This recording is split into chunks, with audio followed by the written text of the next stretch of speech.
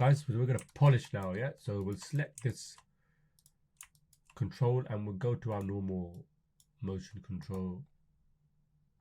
Edible motion trail. It's not showing up because we have to go to show and motion trails, and there you go.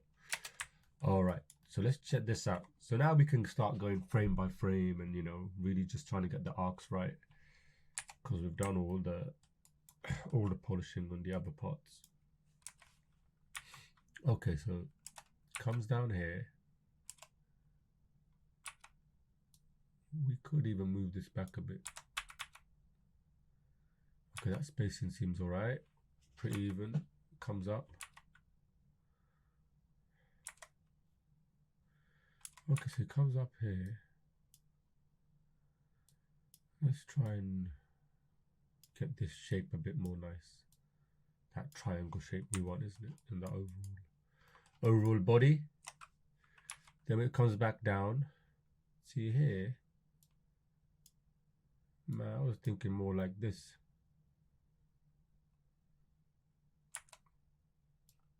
And then here it could be a bit more back. And then here, we could even have it come up.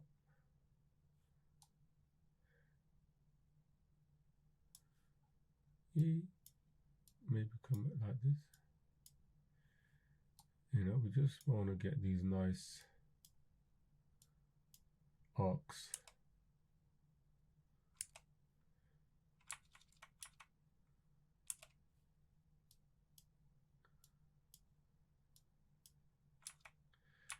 Here you go, coming down, up. And then here you might just want to create a little bit of an arc going forward.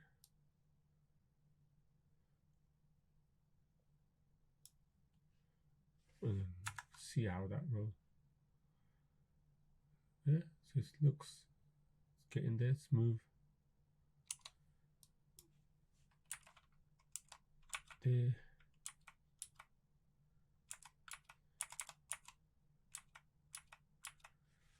Doing, doing. And also you can check out, put down 6 front. See what the arc is like here on the front.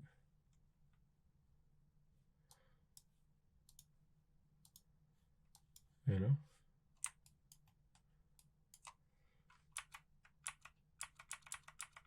I guess that's not, I mean here,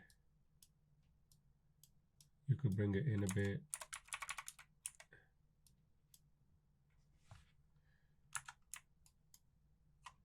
Keep it straighter. Sometimes you can have a bit of an arc of him coming out.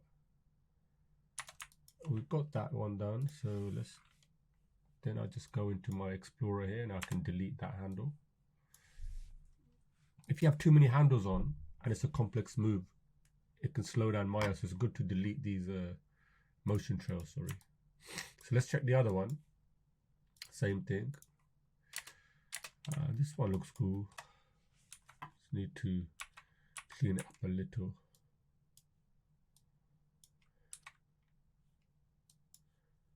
Come back here. Again, we can bring this down. Basically do similar to what we did in the last one. Come back here.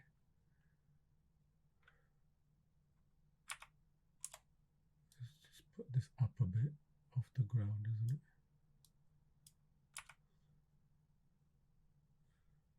Then it hits. We want the lower bit, ankle bit.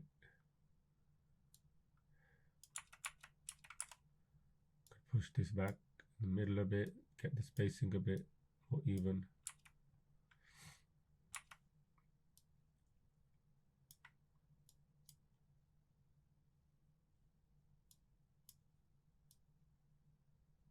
Okay, maybe there.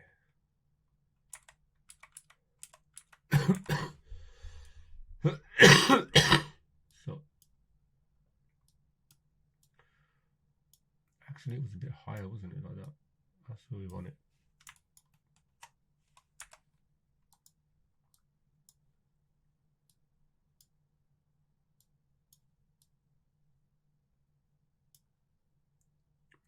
can get away with that.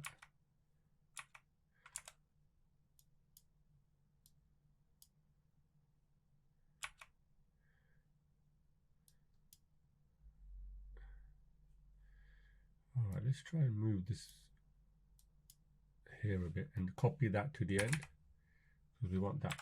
We want it to be a nice curve, right?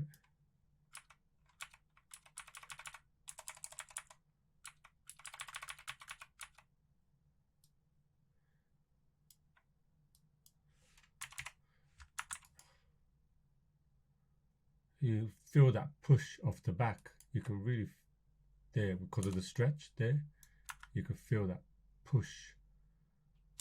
I don't know if we see it as much on the other side. Yes, you see, we could try and put it in on the other side. Maybe have it down a bit more. So let's see. Yeah, so there's more of a push. Yeah, that's cool. All right, so we've got that working.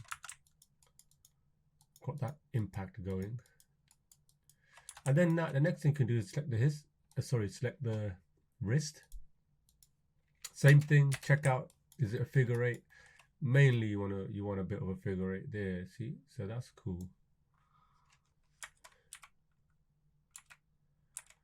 I mean, you know, a lot of this is offset. So we could clean up the front bit, but we've offset these at the moment, so we don't have to really clean those. Cool.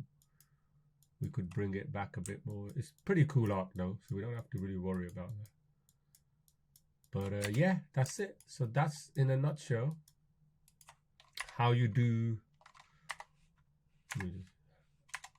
That's how you do a heavy-ish run, you know. And you can play around with the timing, you know. You could make it longer, select everything, make it longer, shorter. But here it's just, the main thing was here, you know, when the hips land, there's that real fall, you know, and then I recover, and there's a sharp fall, because with a heavy, like we said, like I was mentioning, with a heavy character there's less time in the air, and a light character there's more time in the air. So the idea to sell the weight is that impact when it lands, and the feeling that it's carrying a lot of mass, it's heavy, you know, it's pulling all that energy. And I will see you in the next class.